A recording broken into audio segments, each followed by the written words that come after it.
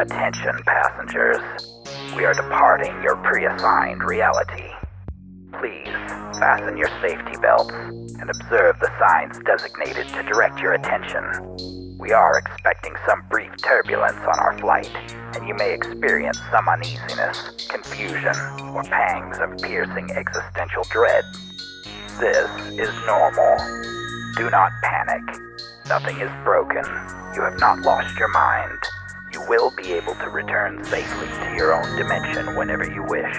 If at any point you feel that everything you thought you knew is unraveling into so many technicolor strands of meaningless silly string, and have a sudden urge to leap into the gaping maw of the nihilistic void around us, you need only to touch my arm and whisper the incomprehensible sentiments you don't know how to put into human words.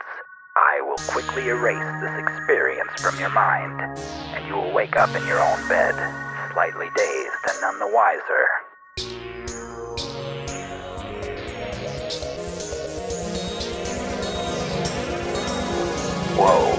Whoa. Slow down. Don't give our new friend an aneurysm. Take it easy. Sorry about that. Relax. Have a seat. I will introduce myself.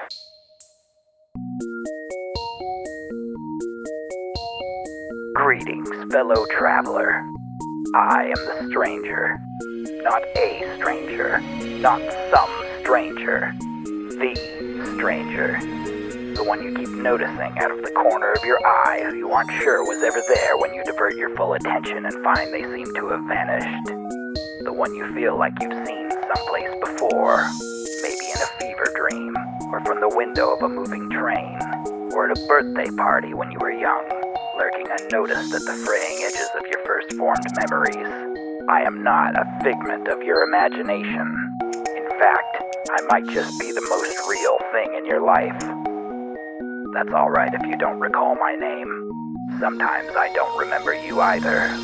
But I've conjured you here today so that we might have a little talk. It's nothing dire and it won't take long. I'd just like the opportunity to make my case. To plant a little seed that is yours to grow or cast away. An opportunity of sorts to see beyond the veil.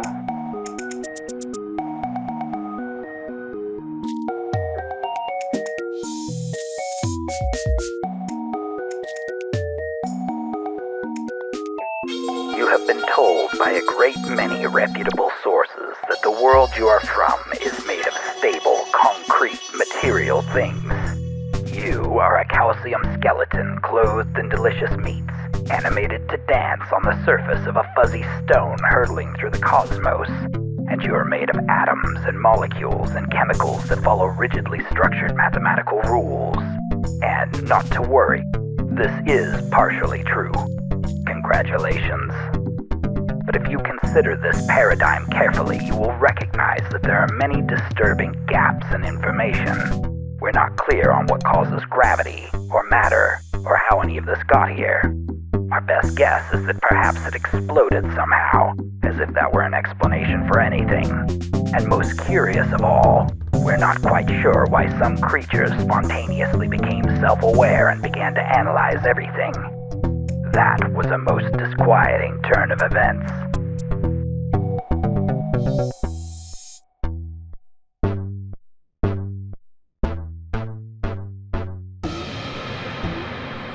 The truth is, and I remind you that I'm not here to frighten you, but none of that really makes much sense at all. And that feeling of discomfort deep in the pit of your guts is the part of your brain that needs to be sure it knows what's going on, searching for some sort of anchor to argue its case for the existence of reality. This cowardly rabble-rouser is going to find it difficult to keep up with us on our journey. I suggest you slip them a Xanax, but I understand if you feel the need to keep them conscious as an advisor. It is, after all, easy to get lost in the tangled wilderness of the unconscious mind once you've abandoned the safety of the beaten path. I will tolerate their muttered protestations for the sake of proving to you that I am your friend, and that I don't mean to separate you from your sense of security.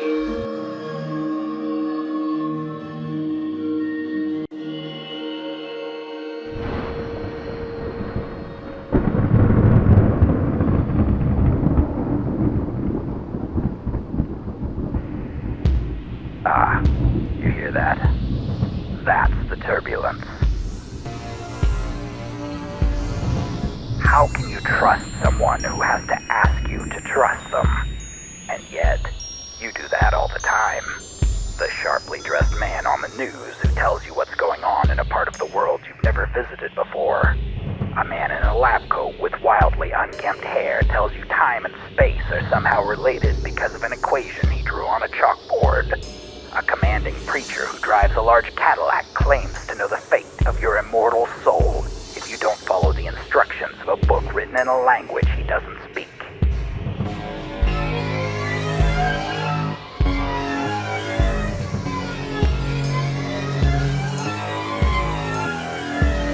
And at least some of them, you take at face value without a second thought, because your preconceived notions of their status conferred on them by their costumes or demeanors or their titles tell you that you should.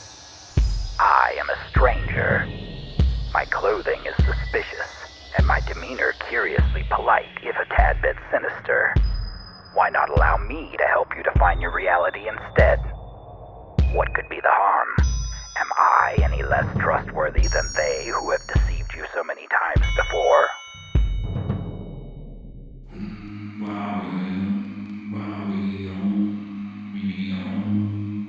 The world that you live in is not made of concrete mathematics and proven theories and invisible sparkling dots.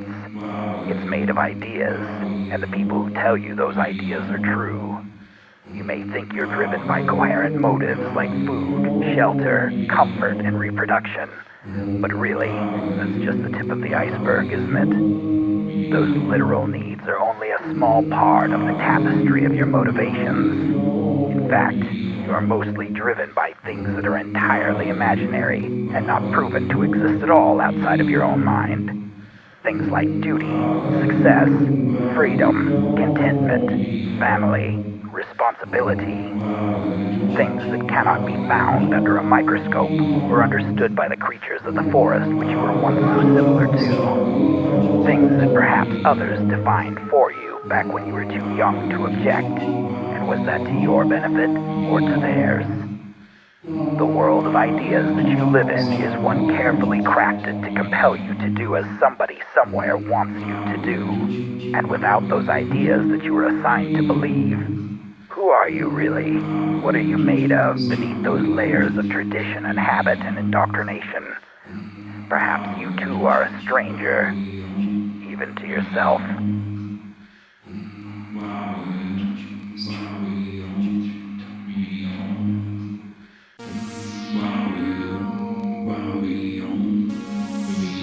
My aim is not to take these ideas away from you. It is to liberate you from them. They can be very useful, and I do not recommend that you cast them aside entirely. I suggest only that you incorporate them into a wider framework that does not insist that all other ideas are false, just as a bigger map allows you to travel to more places without becoming lost. I assert that a mind loses nothing by incorporating more ideas. Perhaps the map you were given by your pre-assigned reality does not contain all of the places you would like to visit. I have been to many of them before. Some are terrifying, some are delightful, some are scrawled with great fervor on the walls of a madman's padded cell. By no means are all of them what you would consider to be safe, but at least a friend in the incalculable multiverse of idea space can help you to discern which ones are best to avoid, which can bring contentment to your heart, and which hold truths that could shake the very foundations of what you so hastily allowed people to convince you was reality.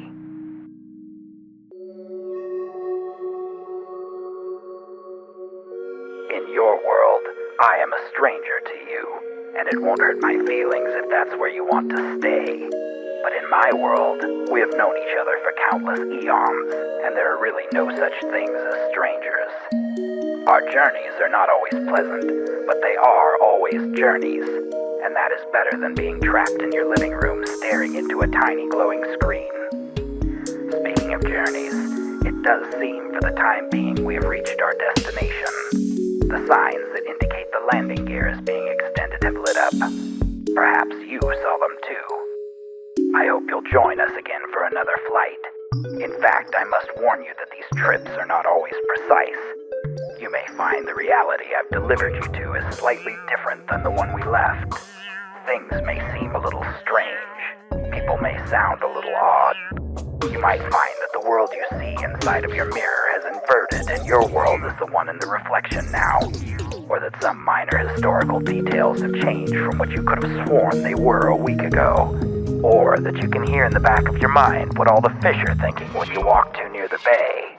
Perhaps squirrels and crows will be curiously unbothered by your proximity. No matter. Just come back here and complain to the people at the front desk. Very few of them bite. We will try to get you back to your original world, wherever that was. They all sort of look alike after you've done enough of these. It's really nothing to worry about. Thanks for chatting with me. I know we'll meet again soon, in some form or another. That is usually the way of things. In the meantime, make sure everything protruding from your body was there before we left. Avoid walking into any out-of-place examples of non-Euclidean geometry. Do not follow any familiar voices calling out your name in the wilderness of the Appalachians. And, as always, good luck and safe travels.